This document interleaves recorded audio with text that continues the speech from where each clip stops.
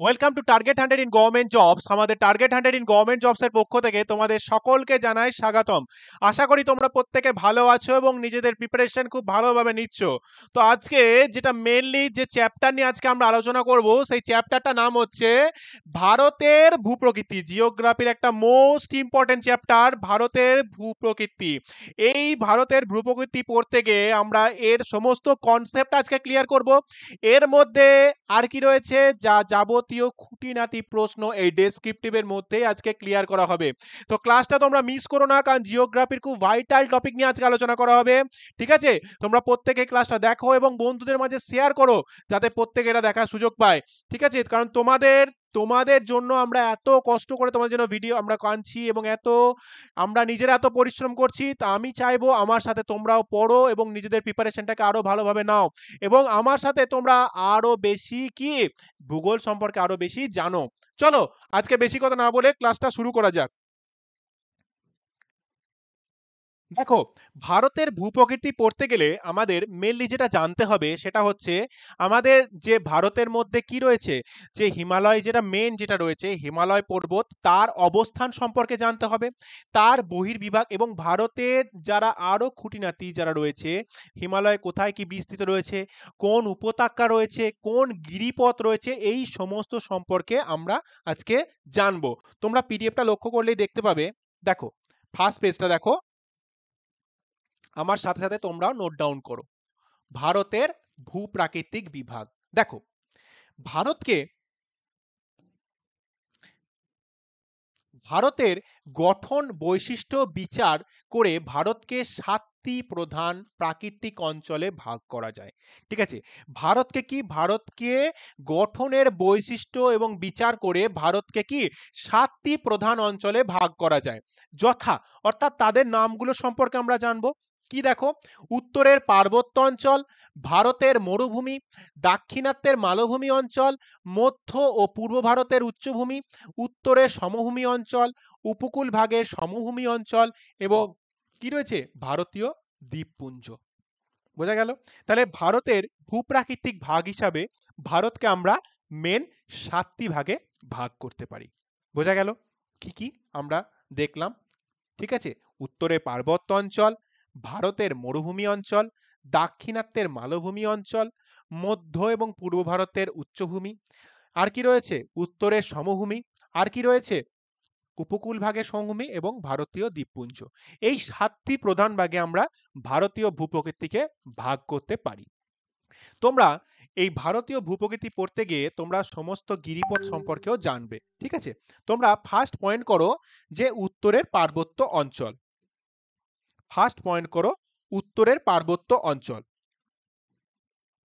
আচ্ছা, প্রত্যেকে দেখতে পাচ্ছ তো ভীষণটা? বেশ, দেখো, উত্তরের পার্বত্য অঞ্চলটি হিমালয়ে কাশ্মীরের লাদাখ পর্বতশ্রেণী থেকে কারাকোরাম পর্বতশ্রেণী পর্যন্ত বিস্তৃত হয়েছে। ঠিক আছে, কোথায়? তাহলে উত্তরের পার্বত্য অঞ্চলটি কোথায় থেকে? উত্তরের পার্বত্য অঞ্চলটি হিমালয়ের কাশ্মীরে যে লাদাখ পর্বতশ্রেণী রয়েছে সেখান থেকে কারাকোরাম পর্বতশ্রেণী পর্যন্ত এই উত্তরের পার্বত্য অঞ্চল কি বিস্তৃত হয়েছে। বোঝা যাচ্ছে? আচ্ছা, 1 মিনিট দাঁড়াও তোমরা।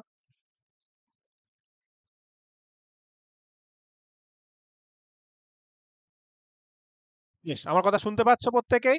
বেশ, দেখো, তো এই কারাকোরাম পর্বতশ্রেণী উত্তর এবং পূর্ব ভারতের পার্বত্য ভূমি এবং পূর্বাঞ্চল নিয়ে গঠিত হয়েছে। তাহলে কোথায়? এই যে উত্তরে পার্বত্য অঞ্চল কোথায় থেকে? এটা হিমালয় লাদাখ থেকে কারাকোরাম পর্বতশ্রেণী পর্যন্ত এই উত্তরে পার্বত্য অঞ্চল কি বিস্তৃত হয়েছে। এবং হিমালয় পর্বতশ্রেণীটি কাশ্মীরের নাঙ্গা পর্বত থেকে কোথায় পূর্বে অরুণাচল প্রদেশের নামচে বারোয়া পর্যন্ত এই হিমাচল প্রদেশ বিস্তার লাভ করেছে। এই হিমালয়ের দৈর্ঘ্য রয়েছে কত? 2400 কিলোমিটার। বোঝা গেল? কোথায় থেকে কোথায়? দেখো, যে কাশ্মীরের নাঙ্গা পর্বত থেকে পূর্বে অরুণাচল প্রদেশের নামচে বারোয়া পর্যন্ত যে দৈর্ঘ্যটা রয়েছে তার হচ্ছে 2400 কিলোমিটার এবং এর যে বিস্তার রয়েছে সেটা কত? 150 থেকে 500 কিলোমিটার পর্যন্ত। তো এই গেল আমাদের উত্তরের পার্বত্য অঞ্চল সম্পর্কে। দেখো, এই উত্তরের পার্বত্য অঞ্চলের আমরা উচ্চতা অনুসারে বা প্রস্থ, এই যে একটা পাহাড় তো রয়েছে, একটা ধরো একটা যে পাহাড় রয়েছে, আচ্ছা দেখো তো জিনিসটা ভালো করে বোঝো। ধরো এই যে একটা পাহাড় রয়েছে, ঠিক আছে, ধরো একটা পাহাড়, ঠিক আছে, ধরে নাও একটা এর মধ্যে কি রয়েছে, একটা শিলা রয়েছে, অর্থাৎ কি এর একটা শৃঙ্গও রয়েছে, ঠিক আছে। তো এই উত্তরের পার্বত্যাঞ্চল অর্থাৎ প্রস্থ, অর্থাৎ এই দিক থেকে এই দিকে যে বিস্তার লাভ করছে তাকে আমরা কি বলবো, তাকে আমরা বলবো প্রস্থ। এবং পর্বতের ওপর থেকে নিচে যাকে আমরা কি বলবো, যাকে আমরা বলবো দৈর্ঘ্য। তো এই উত্তরে পার্বত্য অঞ্চলে প্রস্থ অনুসারে আমরা একে কি করতে পারি, একে বিভিন্ন ভাগে ভাগ করতে পারি। তো এই উত্তরে পার্বত্য অঞ্চলে প্রস্থ অনুসারে আমরা হিমালয়কে ভাগ করতে পারি। তার প্রথম হচ্ছে কি শিবালিক হিমালয় বা বহির হিমালয়, বোঝা গেল, শিবালিক হিমালয় বা বহির হিমালয়। এবার এই শিবালিক হিমালয় বা বহির হিমালয়ের এর তো একটা বিস্তার রয়েছে, তাই না, এর একটা বিস্তার রয়েছে কোথায়, দেখো জম্মু কাশ্মীর থেকে আসাম পর্যন্ত বিস্তৃত এর বিস্তার হিমাচল প্রদেশের 50 কিলোমিটার থেকে অরুণাচল প্রদেশের 15 কিলোমিটার পর্যন্ত বিস্তার লাভ করেছে। বোঝা গেল? তাহলে কোথায় থেকে কোথায় বলো তো? জম্মু কাশ্মীরের অসম থেকে কোথায় বিস্তার হয়ে হিমাচল প্রদেশের 50 কিলোমিটার থেকে অরুণাচল প্রদেশের 15 কিলোমিটার পর্যন্ত এই যে শিবালিক হিমালয় এর অবস্থান রয়েছে, এবং যার গড় উচ্চতা হচ্ছে 600 থেকে 1500 মিটার, এবং এই পর্বত শৃঙ্গের নাম হচ্ছে শিবালিক পর্বত শ্রেণী। বোঝা গেল? তাহলে যদি প্রশ্ন আসে, আমি সবসময় একটা কথাই তোমাদের বলে থাকি যে আমি যখন পড়াই তারপরে তো আমি এমসিকিউ প্র্যাকটিস করাবো, কিন্তু যখন এই যে ডেসক্রিপটিভ গুলো আমি পড়াই প্রত্যেকটা জিনিস ভালো করে আমার সাথে তোমরা নোট ডাউন করো, কারণ এই জায়গা থেকে ছোট্ট ছোট্ট এমসিকিউ তোমরা পেয়ে যাবে, ঠিক আছে। তো এই যে শৃঙ্গের এই যে মিটার পর্বত শৃঙ্গের নাম হয়েছে কি শিবালিক পর্বত শ্রেণীর, নাম রয়েছে কি শিবালিক পর্বত শ্রেণী। তো এই শিবালিক হিমালয়ের পর্বত শৃঙ্গের নাম হচ্ছে শিবালিক পর্বত শ্রেণী। নেক্সট পয়েন্ট করো, মধ্য হিমালয় বা লেসার হিমালয় বা লোয়ার হিমালয়, ঠিক আছে। এবার এই যে মধ্য হিমালয় এর একটা বিস্তার রয়েছে, তাই না, কারণ একটা পর্বতে তার তো একটা বিস্তার রয়েছে, সে কোথায় থেকে কোথায় অবস্থান করছে, ঠিক আছে, তার একটা অবস্থানগত স্থান রয়েছে, সেটা কোথায় দেখো, এই যে মধ্য হিমালয় বা লোসার হিমালয় এর অবস্থানটা কোথায়, বলছে দক্ষিণের শিবালিক বা উত্তরে গ্রেট হিমালয়ের মাঝখানে এই মধ্য হিমালয় দুটি পর্বত শ্রেণীর মধ্যে অবস্থান করছে, ঠিক আছে, এবং সমান্তরালে বিস্তৃত হয়েছে, যার উচ্চতা হচ্ছে 3500 থেকে 4500 মিটার। বোঝা গেল? তাহলে এই যে দক্ষিণের শিবালিক বা উত্তরে গ্রেট হিমালয় থেকে মাঝখানে মধ্য হিমালয় দুটি পর্বত শ্রেণীর সমান্তরালে বিস্তৃত, যার গড় উচ্চতা কত 3500 থেকে 4500 মিটার, এবং এই পর্বত শৃঙ্গের নাম হচ্ছে কি পীর পাঞ্জাল। বোঝা গেল? তাহলে মধ্য হিমালয় পর্বত শৃঙ্গের নাম কি হবে, পীর পাঞ্জাল। আর একটা কি রয়েছে, মুসৌরি। বোঝা গেল? তাহলে এই গেল আমাদের মধ্য হিমালয় সম্পর্কে। এবার দেখো এই মধ্য হিমালয় কি, এই মধ্য হিমালয়ে আমরা বেশ কিছু গিরিপথও পেয়ে থাকি, ঠিক আছে। এই সমস্ত গিরিপথ সম্পর্কে আমরা জানবো। এই যে পর্বতগুলি রয়েছে তার ছোট ছোট কিছু গিরিপথ রয়েছে, তো তার মধ্যে উল্লেখযোগ্য হচ্ছে পীর পাঞ্জাল, ঠিক আছে, তোমরা দেখতে পাবে, আমি পিডিএফটা তো লক্ষ্য করলে দেখতে পাবে পীর পাঞ্জাল, বিধিল, গোলা, আর কি রয়েছে বানিহাল গিরিপথ। এই সমস্ত গিরিপথ কিন্তু এই মধ্য হিমালয়ের মধ্যে কি রয়েছে, অত্যন্ত গুরুত্বপূর্ণ কি রয়েছে, গিরিপথ। বোঝা গেল? নেক্সট পেজ দেখো। এবার পয়েন্ট করো হিমাদ্রি বা উচ্চ হিমালয়, হিমাদ্রি বা উচ্চ হিমালয়। দেখো হিমাদ্রি হিমালয়ের উত্তরতম পর্বতশ্রেণীর বিশেষত নেপাল চীন সীমান্তে লক্ষ্য করা যায়, যার গড় উচ্চতা হচ্ছে 6000 মিটার। হিমালয়ের উত্তরতম পর্বতশ্রেণী, ঠিক আছে, যার বিশেষ নেপাল চীন সীমান্তে লক্ষ্য করা যায়, যার গড় উচ্চতা হচ্ছে কত 6000 মিটার, যার পর্বত শৃঙ্গের নাম হচ্ছে কি এভারেস্ট বা কাঞ্চনজঙ্ঘা বা ধবলগিরি, ঠিক আছে, বা নাঙ্গা পর্বত থেকে কোথায় এই বদ্রীনাথের প্রকৃতির মধ্য দিয়ে বেশ কিছু গিরিপথ লক্ষ্য করা যায়। তাহলে আমরা হিমাদ্রি হিমালয়ের অবস্থান সম্পর্কে জানলাম, যে হিমালয়ের উত্তরতম পর্বতশ্রেণী বিশেষত নেপাল চীন সীমান্তে লক্ষ্য করা যায়, যে নেপাল এবং চীনের যে সীমান্ত রয়েছে সেই সীমান্তে কি এই হিমাদ্রি হিমালয়কে আমরা দেখতে পাই, ঠিক আছে, যার মধ্যে আমরা বিভিন্ন যে শৃঙ্গগুলো পেয়ে থাকি সেগুলো হচ্ছে কি রয়েছে, এভারেস্ট রয়েছে, কাঞ্চনজঙ্ঘা রয়েছে, এছাড়াও কি রয়েছে নাঙ্গা পর্বত রয়েছে, বদ্রীনাথ রয়েছে, ঠিক আছে। নেক্সট পয়েন্ট করো তিব্বত হিমালয় বা ট্রান্স হিমালয়, তিব্বত হিমালয় বা ট্রান্স হিমালয়। দেখো, এই যে প্রত্যেকটা পর্বত রয়েছে তার অবস্থান সম্পর্কে কিন্তু আমাদের জানতে হবে। তো সেই রকমই তিব্বত হিমালয়ের অবস্থান সম্পর্কেও আমরা জানবো। কোথায় রয়েছে দেখো, বলছে জম্মু কাশ্মীরের হিমাচল প্রদেশ সহ তিব্বতে অবস্থিত। জম্মু কাশ্মীরের হিমাচল প্রদেশ সহ তিব্বতে অবস্থিত, যার গড় উচ্চতা হচ্ছে 3000 মিটার এবং পর্বত শৃঙ্গের নাম হচ্ছে জাসকার লাদাখ। বোঝা গেল? তাহলে কোথায়? জম্মু কাশ্মীর, হিমাচল প্রদেশ সহ তিব্বতে অবস্থিত, যার গড় উচ্চতা হচ্ছে 3000 মিটার এবং এই পর্বত শৃঙ্গের নাম হচ্ছে জাসকার লাদাখ পর্বতশ্রেণী, এবং এর মধ্যেও বেশ কিছু গিরিপথ আমরা দেখতে পাই। ঠিক আছে, এই যে প্রত্যেকটা পর্বত রয়েছে, এই প্রত্যেকটা পর্বতের মধ্যে আমরা বেশ কিছু গিরিপথ পেয়ে থাকি।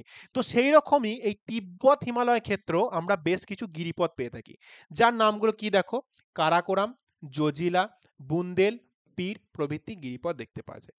ঠিক আছে, এবং এর মধ্যে আমরা হিমালয়ে কি দেখতে পাই? সিনটেক্সিয়াল বাঁক। যদি প্রশ্ন আসে যে হিমালয়ে সিনটেক্সিয়াল বাঁক কোথায় দেখতে পায়, তখন অ্যান্সার কি হবে বলতো? এই তিব্বত হিমালয়। তোমরা বুঝতে পারছো তো বিষয়গুলো? এই যে ডেসক্রিপ্টিভের মধ্যে এই ছোট ছোট এমসিকিউ সম্পর্কে তোমরা বুঝতে পারছো? ঠিক আছে, দেখো নেক্সট পেজটা।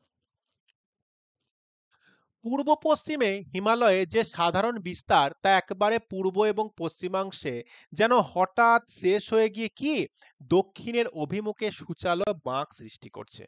পূর্ব পশ্চিমের সাধারণ বিস্তার যা একেবারে পূর্ণ এবং পশ্চিমাংশে যেন হঠাৎ শেষ হয়ে গিয়ে কি দক্ষিণ অভিমুখে সূচালো বাঁকের সৃষ্টি করছে, একেই হিমালয়ের সিনটেক্সিয়াল বাঁক বলতে পারি। ঠিক আছে, দেখো 5 বলে পশ্চিমবঙ্গের নাঙ্গা পর্বত, যেখানে সিন্ধু নদী এক গভীর গিরিখাতের সৃষ্টি করেছে। তাহলে এই যে সিনটেক্সিয়াল বাঁক যেটা হিমালয়ের মধ্যে সৃষ্টি হয়েছে, এবং কোথায়? এটা সিন্ধু নদ। আচ্ছা, এর মধ্যে তোমরা আমাকে অ্যান্সার করো তো, সিন্ধু নদের দৈর্ঘ্য কি রয়েছে? ঠিক আছে, তো এই যে সিন্ধু নদ এর মধ্যে কি একটা গভীর গিরিখাতে সৃষ্টি করেছে, যেটা পূর্ব সিনটেক্সিয়াল বাঁকটি রয়েছে অরুণাচল প্রদেশ, যেখানে কি রয়েছে? ব্রহ্মপুত্র নদ রয়েছে। আমাকে বলো তো যে স্কাই রিভার কাকে বলা হয়? অ্যান্সার করো কমেন্টে। ঠিক আছে, আচ্ছা, তো এই যে হিমালয় পর্বতশ্রেণীটি পূর্ব থেকে দক্ষিণে চুলের কাঁটার মতো বাঁক নিয়েছে। এই যে একটা চিত্র বলা হয় যে চুলের কাঁটার মতো, এটা কিন্তু একটা অনুমান চিত্র, একটা চিত্রলিপি ধরা হয়। ঠিক আছে, এটা আনুমানিক একটা চিত্র যে চুলের কাঁটার মতো অবস্থান করছে। ঠিক আছে, এবার আমরা জানবো হিমালয়ের উল্লেখযোগ্য পর্বতশৃঙ্গের নাম। ঠিক আছে, আমরা এই যে হিমালয় সম্পর্কে তো জানলাম, এর মধ্যে কি জানলাম? শিবালিক হিমালয় সম্পর্কে জানলাম, মধ্য হিমালয় সম্পর্কে জানলাম, তিব্বত হিমালয় সম্পর্কেও জানলাম। ঠিক আছে, তো এই হিমালয়ের বেশ কিছু উল্লেখযোগ্য পর্বতশৃঙ্গ আমরা দেখতে পাই। তার মধ্যে গুরুত্বপূর্ণ হচ্ছে দেখো কি, মাউন্ট এভারেস্ট, আর কি রয়েছে? কাঞ্চনজঙ্ঘা, লেটসে, ধুলাগিরি, মানাসলু, অন্নপূর্ণা, নন্দা দেবী প্রভৃতি। তাহলে হিমালয়ের বেশ কিছু উল্লেখযোগ্য আমরা কি পর্বতশৃঙ্গ পেয়ে থাকি। মাউন্ট এভারেস্ট, কাঞ্চনজঙ্ঘা, লেটসে, ধুলাগিরি, মানাসলু, অন্নপূর্ণা, আর কি রয়েছে? নন্দা দেবী প্রভৃতি। বেশ, নেক্সট দেখো, এই যে মাউন্ট এভারেস্টের উচ্চতা সম্পর্কেও বিতর্ক রয়েছে। ঠিক আছে, আমাদের এই যে মাউন্ট এভারেস্ট রয়েছে না, আমাদের যে যে যে শৃঙ্গটা রয়েছে হিমালয়ের সর্ববৃহৎ যে শৃঙ্গ, এর যে উচ্চতা রয়েছে তার মধ্যে বিভিন্ন মতভেদ দেখা যায়। সেটা কি একটু ভালো করে দেখো। এখানে কি হয়েছে, বেশ কিছু দেশ এসেছে। ঠিক আছে, সেই দেশের বিভিন্ন যন্ত্রপাতি নিয়ে তারা পরীক্ষা নিরীক্ষা করে মাউন্ট এভারেস্টের উচ্চতা তারা মেপেছে। ঠিক আছে, একটা মাউন্ট এভারেস্ট একটা নির্দিষ্ট উচ্চতা রয়েছে, তার কি রয়েছে, তার একটা উচ্চতা সম্পর্কে তারা দেখেছে। তো বিভিন্ন দেশ বিভিন্ন রকম তাদের অত্যাধুনিক যন্ত্রপাতি নিয়ে তারা মাপ করেছে। তার মধ্যে নেপাল এসে দেখেছে, নেপাল 1953 সালে তিনি সরকারিভাবে নেপাল এভারেস্টের উচ্চতা কত? 8848 মিটার হিসাব উল্লেখ করেছিলেন। নেপাল 1900 কত সালে? 1953 সালে নেপাল সরকারিভাবে হিমালয়ের উচ্চতা মেপেছে 8848 মিটার। বোঝা গেল? নেক্সট পেজ দেখো। এবার কি করলো, নেপাল আসার পর আমেরিকান, তোমরা প্রত্যেকেই জানো ওখানে সমস্ত অত্যাধুনিক যন্ত্রপাতি রয়েছে, সো এই আমেরিকান টিমও এই যে মাউন্ট এভারেস্টকে মাপতে এলো। ঠিক আছে, তো আমেরিকান টিম কত সালে এসেছিল দেখো, 1966 সালে আমেরিকান টিম 1966 সালে আমেরিকান টিম অত্যাধুনিক যন্ত্রপাতি নিয়ে তারা এই শৃঙ্গের উচ্চতা মাপতে এসেছিল। ঠিক আছে, প্রথমে তাহলে কে এলো? নেপাল এলো, তারপরে কে এলো? আমেরিকা এলো এবং আমেরিকা এই পর্বত শৃঙ্গের উচ্চতা পেল কত? ৮,৮৫০ মিটার। তাহলে নেপাল পেয়েছিল কত? ৮,৮৪৮ মিটার। আমেরিকা পেল ৮,৮৫০ মিটার। এরপরে খুব পরিচিত একটা দেশ চীন এলো। ঠিক আছে, কারণ তোমরা জানো যে আমি একটু আগেই বললাম এই যে পর্বত শৃঙ্গটা রয়েছে মাউন্ট এভারেস্ট, এখানে বেশ কিছু দেশ এসেছিল এই যে শৃঙ্গটার মাপার জন্য। তো তারপরে চীন এলো। চীন এসে কি করলো? চীন এসে এভারেস্টের উচ্চতা তিনি আবার মাপলো চীনের যন্ত্রপাতি নিয়ে। এই যে আমেরিকান যন্ত্রপাতি, এরপরে চীনের যন্ত্রপাতি নিয়ে চীন কি করলো? আবার মাপলো এবং সেটা কত সালে? ২০০৫ সালে। এবং চীন পেল ৮,৮৪৪.৪৩ মিটার। বোঝা গেল? তাহলে নেপাল পেল ৮,৮৪৮, আমেরিকা পেল কত? ৮,৮৫০ এবং চীন পেল ৮,৮৪৪.৪৩। এবং তারপর থেকে চীন কি করলো? সরকারিভাবে এই মাপটা সেই চীন দেশে ঘোষণা করে দিল। মানে এরপর থেকে চীন দেশে সমস্ত সরকারি নথিপত্রে এই মাপটাই উল্লেখ করা হয়ে থাকে। তাহলে এই গেল আমাদের এভারেস্ট সম্পর্কের বর্ণনা। এবার আমরা জানবো গুরুত্বপূর্ণ উপত্যকা সম্পর্কে। ঠিক আছে, এই যে পর্বত শৃঙ্গগুলি রয়েছে তার মধ্যে বেশ কিছু উপত্যকা দেখা যায়। তার মধ্যে পরীক্ষায় আসার মতো যেটুকু দরকার ততটুকু করো, বিশেষ প্রয়োজন পড়ে না। ঠিক আছে, সব জানার দরকার পড়ে না। আমি যতটুকু পড়াচ্ছি ততটুকুই পড়ো। দেখো, প্রথম যে উপত্যকা তার নাম হচ্ছে কাশ্মীর উপত্যকা। ঠিক আছে, কাশ্মীর উপত্যকা কি নিয়ে গঠিত? দেখো, এইটা কিন্তু তোমরা নোট ডাউন করো, পীর পাঞ্জাল এবং জাসকার। তো কাশ্মীর উপত্যকা গঠিত হয়েছে কি? পীর পাঞ্জাল এবং জাসকার নিয়ে। এবং পর্বতের মাঝে ১৩৫ কিলোমিটার দীর্ঘ, ৪০ কিলোমিটার চওড়া এবং ৪,৯২১ বর্গ কিলোমিটার ক্ষেত্র মান বিশিষ্ট কাশ্মীর উপত্যকা অনুরূপ প্রাকৃতিক সৌন্দর্যের জন্য ভূস্বর্গ বলা হয়। এর মধ্যে তোমাদের একটা বলে থাকি, কাশ্মীরকে ভারতের ভূস্বর্গ বলা হয়। কেন বলা হয় বলতো? কাশ্মীরের সেখানকার পরিবেশ অত্যন্ত মনোরম এবং সেখানে বেশ কিছু কি রয়েছে? উপত্যকা দেখা যায়, যার জন্য একটা ইম্পর্টেন্ট উপত্যকা হচ্ছে এই কাশ্মীর উপত্যকা, যেটা কি পীর পাঞ্জাল এবং জাসকার নিয়ে গঠিত হয়েছে। ঠিক আছে, তো এই পীর পাঞ্জাল এবং জাসকার নিয়ে গঠিত হয়েছে। তার একটা দৈর্ঘ্য রয়েছে কত? ১৩৫ কিলোমিটার এবং দীর্ঘ ৪০ কিলোমিটার চওড়া এবং প্রায় ৪,৯২১ বর্গ কিলোমিটার ক্ষেত্র জুড়ে কাশ্মীর উপত্যকা কি রয়েছে? বিস্তার লাভ করেছে, যার জন্য আমরা একে কি বলি? অর্থাৎ কাশ্মীরকে ভারতের ভূস্বর্গ বলি। ক্লাসটা কেমন লাগছে বলো কমেন্ট সেকশনে, তোমরা অবশ্যই জানিও, ক্লাসটাকে একটা লাইক করবে।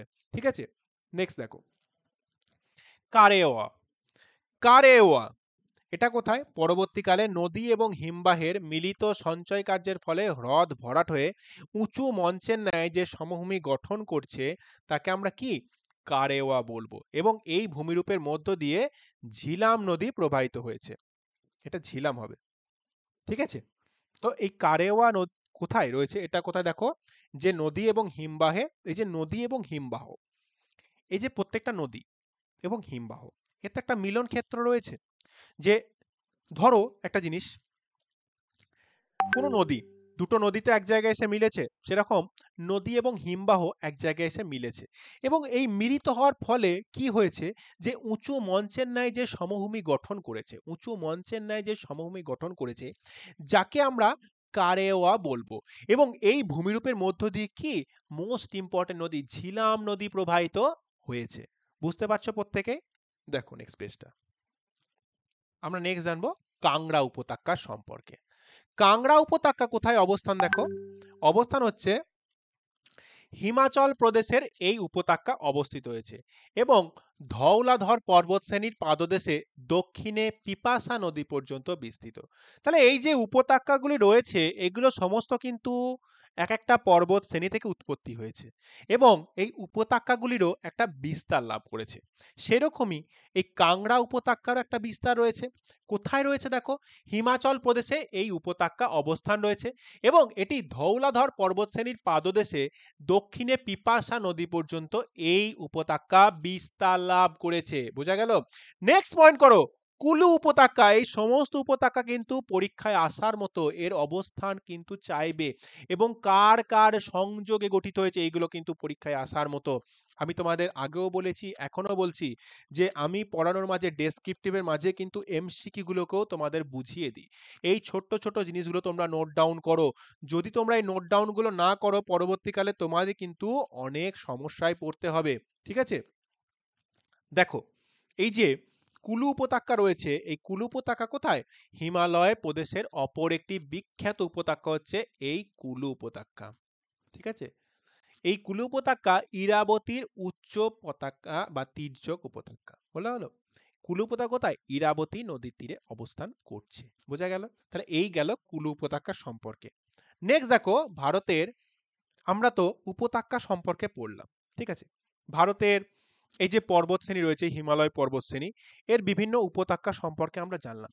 এবার এই পর্বতশ্রেণী থেকে বেশ কিছু গিরিপথও বেরিয়েছে। ঠিক আছে, বেশ কিছু গিরিপথ বেরিয়েছে, সেই গিরিপথ সম্পর্কেও আমরা জানবো।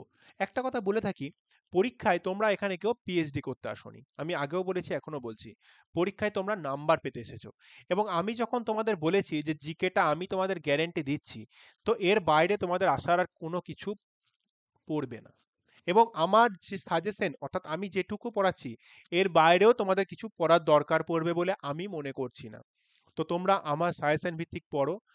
তোমরা যখন আমাকে স্যার বা দাদা বলে ভরসাটা দিয়েছো, আমি তোমাদের সেই ভরসাটার জন্য তোমাদের 100% গ্যারান্টি দিয়ে বলছি, তোমাদের পরীক্ষায় জিকে এবং কারেন্ট অ্যাফেয়ার্স থেকে একটা কোশ্চেনও আটকাবে না, সেই দায়িত্ব আমি তোমাদের নিচ্ছি। ঠিক আছে, তো ভারতের এই যে উপত্যকাগুলো পেলাম, এই উপত্যকার পরে আমরা বেশ কিছু গিরিপথও পেয়ে থাকি। ঠিক আছে, পর্বত শ্রেণীর মধ্যে বেশ কিছু গিরিপথ আমরা পাই। তো এই গিরিপথগুলো কি আমরা একে একে জানবো। দেখো, ভারতের যে উল্লেখযোগ্য গিরিপথ, তার মধ্যে প্রথম যে গিরিপথ পয়েন্ট করো, আগিল গিরিপথ। ঠিক আছে, অনেক গিরিপথই আছে, হ্যাঁ তোমরা ঠিকই বলছো, অনেক গিরিপথই আছে। তো পরীক্ষায় আসার মতো যেটুকু প্রয়োজন সেইটুকু পড়ো। ঠিক আছে, বিশেষ খুব একটা পড়ার দরকার পড়ে না। ঠিক আছে, পরীক্ষায় যতটুকু প্রয়োজন ততটুকুই পড়ো। সব গিরিপথ আসে না, সব উপত্যকাও আসে না। ঠিক আছে, আমার এক্সপিরিয়েন্স থেকে আমি বলছি, যতটুকু দরকার ততটুকুই পড়ো। পয়েন্ট করো আগিল গিরিপথ। তো এই আগিল গিরিপথ, আমরা এই যে গিরিপথ, তার তো একটা অবস্থান রয়েছে। তো সেই অবস্থানটা কোথায় দেখো, এটি লাদাখ বা চীনের সিনকিয়ান প্রদেশে অবস্থান, এবং সমুদ্রতল থেকে 5000 মিটার উঁচুতে অবস্থিত।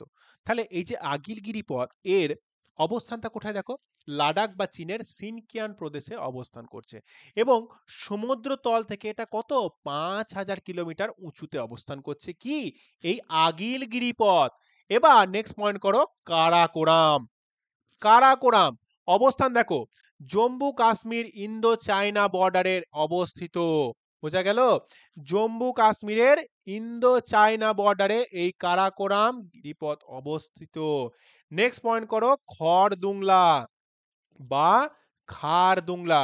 এর মধ্যে একটা বলে থাকি, খড়দুংলা বা খারদুংলা, এর মধ্যে কিন্তু তোমরা মতভেদ পাবে। যাই হোক, তোমরা এটা নোট ডাউন করো। এই যে খড়দুংলা, এটা কি রয়েছে, এটা রয়েছে দেখো জম্মু কাশ্মীরের অবস্থিত। অর্থাৎ এই যে গিরিপথগুলো না, এগুলো বেশিরভাগ কিন্তু এই জম্মু কাশ্মীরের মধ্যে অবস্থান করছে। ঠিক আছে, তো এই খড়দুংলাও তার ব্যতিক্রম নয়, এটি কোথাও, এটি জম্মু এবং কাশ্মীরের মধ্যে অবস্থান করছে। নেক্সট দেখো জজিলা। জজিলা কোথায়, জম্মু এবং কাশ্মীরের মধ্যে অবস্থিত। ঠিক আছে, তাহলে খড়দুংলাও কোথাও জম্মু কাশ্মীর, জজিলাও কোথাও জম্মু এবং কাশ্মীরের মধ্যে অবস্থান করছে।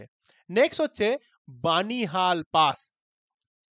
বানিহাল পাস কি, জম্মু কাশ্মীরের ডোডা অনন্তনাগ জেলার মধ্যে অবস্থিত। তাহলে এই বানিহাল পাসটা কোথায়, দেখো জম্মু কাশ্মীর ডোডা এবং অনন্তনাগ জেলার মধ্যে এই বানিহাল পাসটা অবস্থান করছে। নেক্সট দেখো বুর্জিল গিরিপথ। বুর্জিল গিরিপথ কোথায়, জম্মু কাশ্মীরের মধ্যে অবস্থিত, শ্রীনগর এবং জঙ্গুর মধ্যে কি, সংযোগ রক্ষাকারী। এই সমস্ত কিন্তু ইম্পর্টেন্ট, হ্যাঁ এই সমস্ত কিন্তু আমার সাথে তোমরা নোট ডাউন করো। দেখো, এই যে বুর্জিল গিরিপথ, আমরা এতক্ষণ কিন্তু জম্মু কাশ্মীরেই পেলাম। এই জম্মু কাশ্মীরে এই বুর্জিল গিরিপথটা অবস্থান হলেও, এই বুর্জিল গিরিপথ কিন্তু শ্রীনগর এবং জম্মুর মধ্যে কি রয়েছে, একটা কানেক্টেড লাইন তৈরি করেছে। বোঝা গেল, কে তৈরি করেছে, এই বুর্জিল গিরিপথটি। এর মধ্যে কি, একটা সংযোগ রক্ষাকারী হিসাবেও কাজ করছে। নেক্সট দেখো বারলাচা গিরিপথ। এই বারলাচাটা কিন্তু জম্মু কাশ্মীরে নয়, এটা কোথায়? এটা হিমাচল প্রদেশে অবস্থান করছে। কি? এই বারলাচা গিরিপথ হিমাচল প্রদেশে অবস্থান করছে। নেক্সট দেখো রোটাং, এটা কোথায়? হিমাচল প্রদেশে অবস্থান করছে। ঠিক আছে, এই যে গিরিপথগুলো না পরীক্ষায় কিন্তু কোশ্চেন এরকম আসে যে এর অবস্থানটা কোথায়। এই যে বুর্জিল বলো, কারাকোরাম বলো, বানিহাল পাস বলো, জজিলা বলো, এই সমস্ত গিরিপথের পরীক্ষায় কিন্তু কোশ্চেন আসে যে কোথায় অবস্থিত। ঠিক আছে, পরীক্ষায় কিন্তু কোশ্চেন আসে কোথায় অবস্থান, এই অবস্থানগুলো সমস্ত তোমাদের পড়তে হবে এবং জানতে হবে। ঠিক আছে, এবার দেখো পয়েন্ট করো নাথুলা। অনেকেই নাম শুনেছো নাথুলা, এর অবস্থানটা আমরা জানবো কোথায়। দেখো সিকিমে অবস্থিত, ভারত এবং চীন সীমান্তে এই গিরিপথটা অবস্থিত। তাহলে যদি প্রশ্ন হয় যে নাথুলা গিরিপথটা কোথায় অবস্থিত, অ্যান্সার কিন্তু হবে সিকিমে, এবং ভারত এবং চীনের সীমান্তে এই গিরিপথটার অবস্থান রয়েছে। বোঝা গেল? এবার আমরা উত্তরে পার্বত্য অঞ্চল সম্পর্কে সমস্ত কিছু জানলাম। ঠিক আছে, এই গেল উত্তরে পার্বত্য অঞ্চল। এবার ভারতকে যে 7টি প্রধান ভাগে ভাগ করেছিলাম, তার মধ্যে দ্বিতীয় নাম্বার যে পয়েন্ট দেখো করো ভারতের মরুভূমি।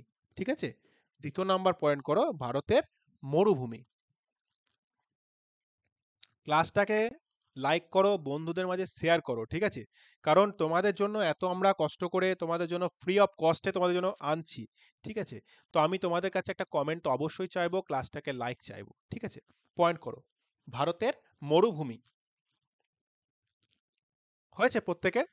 দেখো ভারতের মরুভূমি এর একটা অবস্থানও রয়েছে। ঠিক আছে, প্রত্যেকটা যে অবস্থানগত দিক, এই ভারতের মরুভূমিতে একটা অবস্থান রয়েছে। কোথায়? দেখো ভারতের পশ্চিম দিকে আরাবল্লী পর্বত, অর্থাৎ ভারতকে যদি ধরো একটা জিনিস দেখো তো, ধরো এই যে একটা সাইড কি রয়েছে, ইস্ট, ওয়েস্ট, নর্থ, সাউথ, এই তো অবস্থান। ঠিক আছে, তো ভারতের পশ্চিম দিকে অর্থাৎ এই প্রান্তে কি, এই আরাবল্লী পর্বতের পশ্চিম প্রান্তে, অর্থাৎ এই জায়গায় কি এই আরাবল্লী পর্বতটা বিস্তার লাভ করেছে। বোঝা গেল? এই আরাবল্লী পর্বতটা কি ভারতের পশ্চিম প্রান্তে বিস্তার লাভ করেছে। তো এই আরাবল্লী পর্বতের পশ্চিম প্রান্তে জয়সলমীর বলে একটা জায়গা রয়েছে। সেই জয়সলমীরের যোধপুর জেলা থেকে ভারতের মরুভূমি থর অবস্থিত। খুব ইম্পর্টেন্ট, থর মরুভূমি কোথায় অবস্থিত, খুব ইম্পর্টেন্ট, পরীক্ষায় কিন্তু কোশ্চেন আসে। অ্যান্সার কি হবে বলো তো? যোধপুর জেলায় থর মরুভূমিটা অবস্থান। ঠিক আছে, এছাড়া কি ভারতের মরুভূমি, অর্থাৎ এটা কোথায়, ভারতের যে পশ্চিম দিকে আরাবল্লী যে পর্বত রয়েছে তার পশ্চিম প্রান্তে যে জয়সলমীর বা যোধপুর জেলায় ভারতের এই মরুভূমির অবস্থান করছে।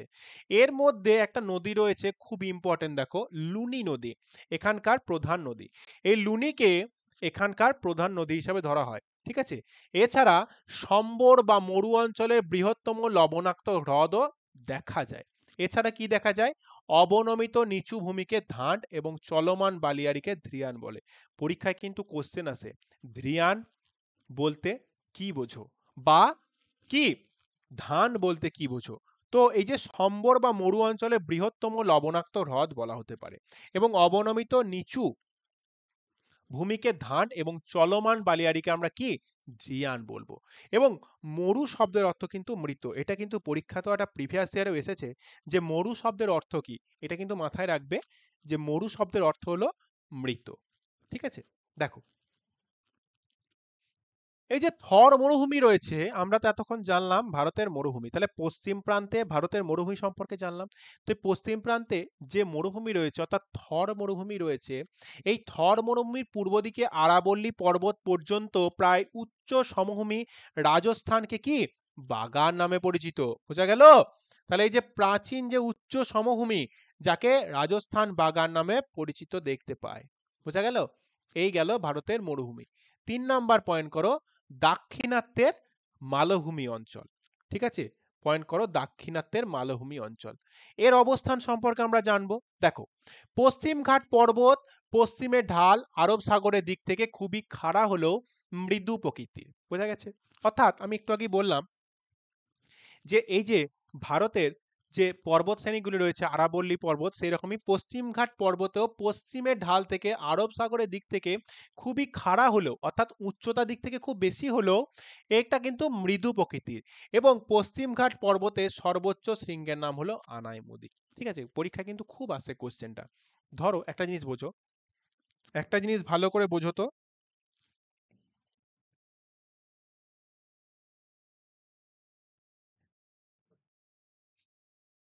এই যে ভারতের একটা চিহ্ন রয়েছে,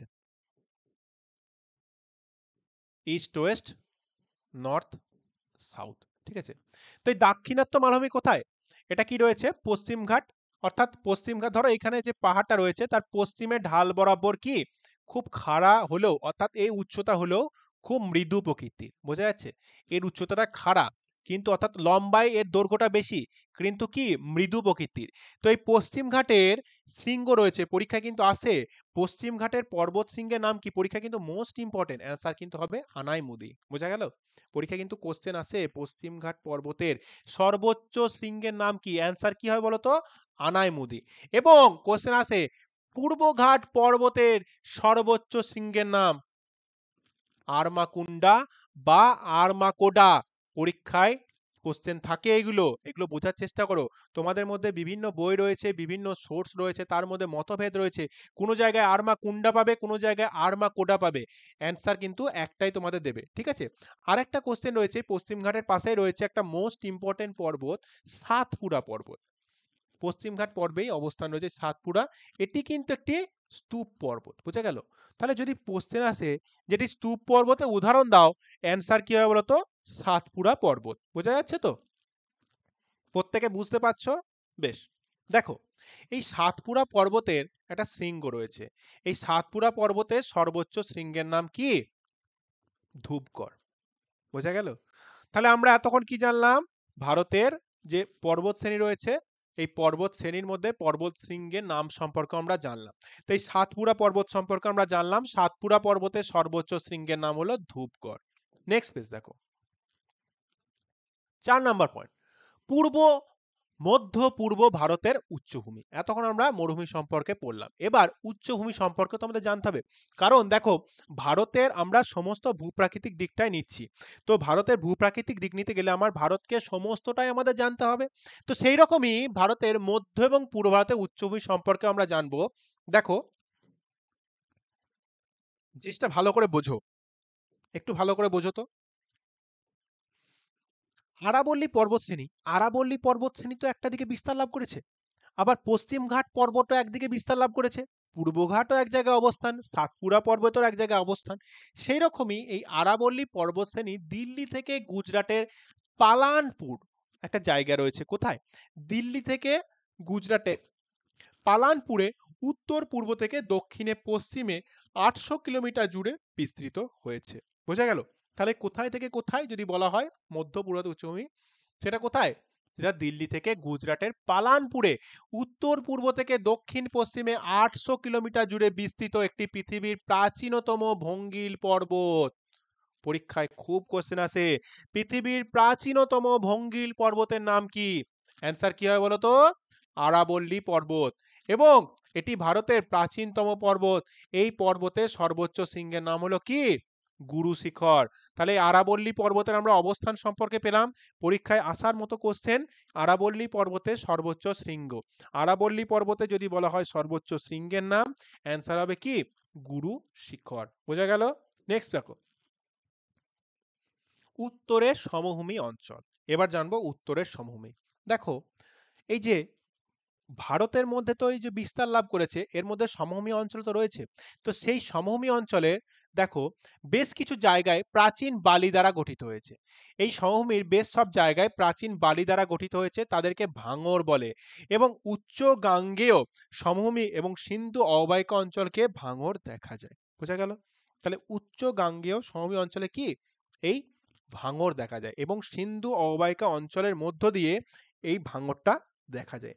নদী তীরে নতুন পলিগঠিত এলাকাগুলিকে আমরা খাদার বলি, এবং নিম্ন গাঙ্গেয় সমভূমিকে ব্রহ্মপুত্র উপত্যকায় এই মাটি দেখা যায়, বোঝা গেছে? তাহলে কি উত্তরের সমভূমি অঞ্চল সম্পর্কে আমরা কি পেলাম?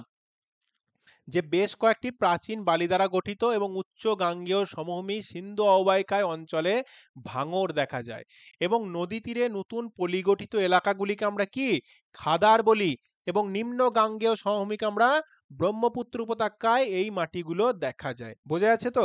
এটা ভালো করে বোঝো, ঠিক আছে? জিওগ্রাফিকে খুব হালকাভাবে নিও না, মাথার মধ্যে খুব বেশি প্রেসার ভাবেও নিও না। জিনিসগুলো ছোট্ট ছোট্ট জিনিসগুলোকে ভালো করে বোঝাচ্ছে, কারণ ভারতের ভূপ্রকৃতি যদি তোমরা পড়ে নাও, ভারতের সমস্তটাই কমপ্লিট হয়ে গেল। আচ্ছা, এরপরে আমরা জানবো ভারতের মানে পরবর্তীকালে যখন আমরা জিওগ্রাফি কোর্স মানে চ্যাপ্টার নিয়ে আসবো, তখন আমরা কি ভারতের জলবায়ু সম্পর্কে জানবো, ভারতের নদ নদী সম্পর্কে জানবো, তার সমস্ত বিস্তার জানবো এবং পশ্চিমবঙ্গের খুঁটিনাটিও আমরা সমস্তটাই জানবো। তার জন্য একটু অপেক্ষা করতে হবে, পরবর্তী ক্লাসে আরো আসবে। দেখো নেক্সট পেজটা দেখো। ক্লাসটায় কিন্তু প্রত্যেকে একটা লাইক চাইবো, ক্লাসের পরে প্রত্যেকের কাছে একটা কমেন্ট চাইবো আমি। নেক্সট দেখো উপকূল ভাগের সমভূমি। নেক্সট দেখো উপকূল ভাগের সমভূমি। এটা কি দেখো, ভারতের উপকূল ভাগের মোট দৈর্ঘ্য কত দেখো, ৩১০০ কিলোমিটার, যার মধ্যে পূর্ব উপকূলের দৈর্ঘ্য হচ্ছে ১৫০০ কিলোমিটার এবং পশ্চিম উপকূলের দৈর্ঘ্য হচ্ছে কত, ১৬০০ কিলোমিটার। তাহলে এই যে ভারত রয়েছে, ভারতকে কি একটা উপকূল ভাগ রয়েছে, তো এই উপকূল ভাগের একটা দৈর্ঘ্য আমরা পেলাম। দেখো একটা উপকূল ভাগের দৈর্ঘ্য আমরা কত পাচ্ছি, টোটাল আমরা পাচ্ছি ৩১০০ কিলোমিটার। তার মধ্যে ভারতের কি বলছে দেখো, ভারতের পূর্ব উপকূলের দৈর্ঘ্য হচ্ছে কত, ১৫০০ কিলোমিটার। বোঝা যাচ্ছে তো? এবং ভারতের পশ্চিম উপকূলের দৈর্ঘ্য কত, প্লাস ১৬০০ কিলোমিটার। তাহলে ভারত যদি এইভাবে একটা উপকূল রেখা বিরাজ করে, তাহলে এর যে দৈর্ঘ্য রয়েছে কত, ১৫০০ এবং পশ্চিম দিকে রয়েছে কত, ১৬০০, এইদিকে রয়েছে কত, ১৫০০।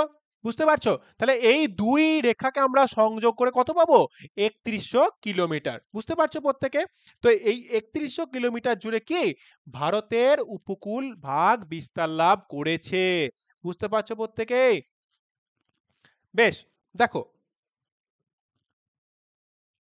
এই যে পশ্চিম উপকূল সমভূমিকে আমরা ৬টি ভাগে ভাগ করি, ঠিক আছে? তো এই যে ভারতের উপকূল ভাগকে আমরা দুই ভাগে পেলাম, এক হচ্ছে পূর্ব উপকূল, এক হচ্ছে পশ্চিম উপকূল। তো এই যে পশ্চিম উপকূল রয়েছে, এই পশ্চিম উপকূলকে আমরা ৬টি ভাগে ভাগ করা যায়। কি কি দেখো, কি কি নোট করো। এক হচ্ছে কচ্ছ উপদ্বীপ, দুই রয়েছে কাথিয়াবার উপদ্বীপ, তিন রয়েছে গুজরাট সমভূমি, চার হচ্ছে কঙ্কন উপকূল, পাঁচ হচ্ছে কর্ণাটক উপকূল, আর ছয় হচ্ছে কেরালার মালাবার উপকূল। তাহলে এই যে পশ্চিম উপকূল ভাগকেও আমরা ৬টি ভাগে ভাগ করলাম। কি কি পেলাম, কচ্ছ উপদ্বীপ, কাথিয়াবার উপদ্বীপ, গুজরাট সমভূমি, কঙ্কন উপকূল এবং কর্ণাটক উপকূল এবং কেরালার মালাবার উপকূল। ঠিক আছে, এই সমস্ত ডিটেলস আমরা আলোচনা করব পরবর্তী ভিডিওতে। এবার নেক্সট পয়েন্ট করো ভারতীয় দ্বীপপুঞ্জ। নেক্সট পয়েন্ট করো ভারতীয় দ্বীপপুঞ্জ। দেখো ভারতীয় দ্বীপপুঞ্জের দুটি গ্রুপ রয়েছে, একটি হচ্ছে বঙ্গোপসাগরীয় গ্রুপ এবং অন্যটি হচ্ছে আরব সাগরীয় গ্রুপ। প্রত্যেকটা জিনিসটা ভালো করে বোঝো। এই যে ভারতীয় দ্বীপপুঞ্জ, যার মধ্যে কি অনেক দ্বীপ রয়েছে, এই দ্বীপপুঞ্জকে কি আমরা দুই ভাগে ভাগ করতে পারি। এক হচ্ছে কি বঙ্গোপসাগরীয় গ্রুপ এবং অন্যটি হচ্ছে আরব সাগরীয় গ্রুপ। এই বঙ্গোপসাগর এবং আরব সাগর কি বিচূর্ণী ভবনের ফলে সৃষ্টি হয়েছিল। বোঝা যাচ্ছে প্রত্যেকে? এবার পয়েন্ট করো বঙ্গোপসাগরীয় গ্রুপ। বঙ্গোপসাগরীয় গ্রুপ দেখো এই দ্বীপপুঞ্জ কি রয়েছে, ৫৯০ কিলোমিটার বিস্তৃত হয়েছে। বোঝা গেল? তো এই বঙ্গোপসাগরীয় যে দ্বীপ রয়েছে, এটা কি ৫৯০ কিলোমিটার বিস্তার লাভ করেছে এবং সর্বাধিক কত, ৫৮ কিলোমিটার চওড়া। এবং এখানে অবস্থিত ভারতীয় দ্বীপপুঞ্জ হলো আন্দামান নিকোবর দ্বীপপুঞ্জ। বোঝা যাচ্ছে? তাহলে এই যে বঙ্গোপসাগরীয় দ্বীপপুঞ্জ, এটা কত দূর, এটা হচ্ছে ৫৯০ কিলোমিটার বিস্তার লাভ করেছে এবং ৫৮ কিলোমিটার চওড়া অবস্থান করছে এই ভারতীয় দ্বীপপুঞ্জ এবং আন্দামান নিকোবর দ্বীপপুঞ্জ। এই আন্দামান নিকোবর দ্বীপপুঞ্জ আমরা কি মোটামুটি ২০৩টি দ্বীপ নিয়ে গঠিত হচ্ছে আন্দামান নিকোবর দ্বীপপুঞ্জ। বোঝা যাচ্ছে? তোমরা নাম শুনবে আন্দামান নিকোবর, এটা কি বলতো, একটা দ্বীপপুঞ্জ। এই দ্বীপপুঞ্জটা কি, দ্বীপপুঞ্জ বলতে বোঝায় যে একটা মহাসাগরের মধ্যে যে ছোট ছোট দ্বীপগুলি রয়েছে, এই সমস্ত দ্বীপের সমষ্টি হচ্ছে একটা দ্বীপপুঞ্জ। ঠিক আছে, তো এই দ্বীপপুঞ্জটা কত, বঙ্গোপসাগরীয় দ্বীপপুঞ্জ আমরা পেলাম 590 কিলোমিটার বিস্তৃত এবং 58 কিলোমিটার চওড়া রয়েছে, এবং আন্দামান নিকোবর দ্বীপপুঞ্জে কি 203টি দ্বীপ নিয়ে গঠিত হয়েছে, এবং এই আন্দামানের আবার সর্বোচ্চ শৃঙ্গ নাম রয়েছে। এই আন্দামানে সর্বোচ্চ শৃঙ্গের নাম হলো কি স্যাডল পিক বা সাদল পিক। বুঝা গেল? পরীক্ষায় কোশ্চেন কিন্তু আসে যে আন্দামান নিকোবর দ্বীপপুঞ্জের সর্বোচ্চ শৃঙ্গের নাম কি? অ্যান্সার হবে স্যাডল পিক। বোঝা গেল? এই বড় আন্দামান পূর্ব দিকে জীবন্ত আগ্নেয়গিরি ব্যারেন অবস্থিত। পরীক্ষায় কিন্তু কোশ্চেন আসে, আমি বারবার বলছি এই ডেসক্রিপটিভ থেকে কিন্তু এমসিকিউ হয়ে যায়। যদি কোশ্চেন আছে ব্যারেন কোথায় অবস্থিত, অ্যান্সার হবে আন্দামানে। এবং এই ব্যারেন হচ্ছে কি ব্যারেন একটি আগ্নেয়গিরি, এবং সুপ্ত আগ্নেয়গিরি এবং নারকন্ডা অবস্থিত। ঠিক আছে, এর মধ্যে তোমাদের একটা কথা বলি, এই যে বলে না সুপ্ত আগ্নেয়গিরি এবং জীবন্ত আগ্নেয়গিরি, ঠিক আছে, এর মধ্যে কিন্তু পার্থক্য রয়েছে। জীবন্ত হচ্ছে কন্টিনিউ চলছে, সুপ্ত কিন্তু কি একটা জায়গায় স্থির রয়েছে, সেটা হঠাৎ ব্লাস্টিং হতে পারে। অর্থাৎ যেগুলো বলা হয় না যে সবিরাম আগ্নেয়গিরি এবং অবিরাম আগ্নেয়গিরি, বোঝা যাচ্ছে? অর্থাৎ কেউ একটু ব্রেক নিয়ে হয়, যা লাভা নিঃসৃত হয় একটু ব্রেক নিয়ে, এবং অবিরাম অর্থাৎ যে কোনো ব্রেক নিচ্ছে না, কন্টিনিউ যে লাভা বর্ষণ করে চলেছে। বুঝতে পারছো? তো এই আন্দামান নিকোবর দ্বীপপুঞ্জ এটা কিন্তু একটা কি 203টে দ্বীপ নিয়ে গঠন করেছে আন্দামান নিকোবর দ্বীপপুঞ্জ। ঠিক আছে, এর মধ্যে কি দেখা যায়? ব্যারেন দেখা যায়। আর কি দেখা যায়? আন্দামানের সর্বোচ্চ শৃঙ্গের নাম হলো কি স্যাডল পিক। বুঝতে পারছো প্রত্যেকেই? বেশ, এবার নেক্সট পয়েন্ট করো আরব সাগরীয় দ্বীপপুঞ্জ। নেক্সট পয়েন্ট করো আরব সাগরীয় দ্বীপপুঞ্জ। এই আরব সাগরেও কি 25টি দ্বীপ আছে। এই দ্বীপগুলি সবই প্রবাল দ্বারা গঠিত। আচ্ছা, প্রবাল কথার অর্থ কি আমাকে বলো তো? প্রবাল কথার অর্থ তোমরা যদি জানাও কমেন্ট সেকশনে জানাও। ঠিক আছে, তো আরব সাগরীয় দ্বীপপুঞ্জে কি রয়েছে? এর মধ্যে 25টি দ্বীপ নিয়ে গঠিত, এবং এই দ্বীপগুলি সবই প্রবাল দ্বারা গঠিত। ঠিক আছে, তো এই গেল আমাদের ভারতের ভূপ্রকৃতি সম্পর্কে আজকের আলোচনা। বুঝতে পারছো প্রত্যেকেই? বেশ, তাহলে এই গেল আমাদের ভারতের ভূপ্রকৃতি। ভারতকে আমরা 7টি ভাগে ভাগ করলাম, তার সমস্ত ডিটেলস সম্পর্কে পড়লাম, সমস্ত কনসেপ্ট ক্লিয়ার করলাম। ঠিক আছে, এবং পরবর্তীতে আমরা কি জানবো? ভারতের সমস্ত নদ নদী সম্পর্কে জানবো, ভারতের জলবায়ু, ভারতের মৃত্তিকা, এই সমস্ত খুঁটিনাটি এবং পশ্চিমবঙ্গের সমস্ত খুঁটিনাটি সম্পর্কে আমরা ভিডিওতে আলোচনা করব। আজকে ক্লাসটা তোমাদের এইটুকুই। আমি চাইবো ক্লাসটাকে একটা ভিডিওটা শেয়ার করতে, এবং ক্লাসের শেষে একটা তোমরা প্রত্যেকেই কমেন্ট করবে। ঠিক আছে, কারণ তোমাদের কমেন্ট দেখে আমার পড়ানোর মোটিভেট, অর্থাৎ আমি নিজে মোটিভেট হই। ঠিক আছে, আমি আরো ভালো ভালো তোমাদের জন্য ক্লাস নিয়ে আসবো। Thank you. আজকে ক্লাস এই পর্যন্তই। প্রত্যেকে ভালো থাকো, নিজেদের প্রিপারেশন খুব ভালোভাবে নাও। Thank you.